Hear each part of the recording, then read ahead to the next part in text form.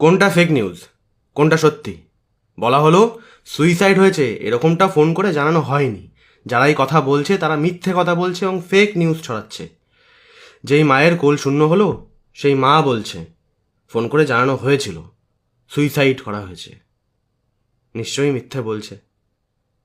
বলা হলো যাওয়ার সঙ্গে সঙ্গে 10 মিনিটের মধ্যেই ডেড বডি দেখতে দেওয়া হয়েছে বাবা মাকে। যেই মেয়ের ওপরে এই নির্মম অত্যাচারটা হলো তার মা বলছে 12:30টায় গিয়ে 3টে সময় ডেড বডি দেখতে পেয়েছিল, তাও অনেক রিকোয়েস্ট করার পরে। নিশ্চয়ই মিথ্যে বলছে। বলা হলো নির্যাতিতার গাড়ি ভাঙা হয়নি, কিচ্ছু করা হয়নি, এসব চেষ্টাও করা হয়নি, এগুলো সব ফেক নিউজ। তার মা বলছে গাড়ি ভাঙার চেষ্টা হয়েছে। নিশ্চয়ই মিথ্যে বলছে।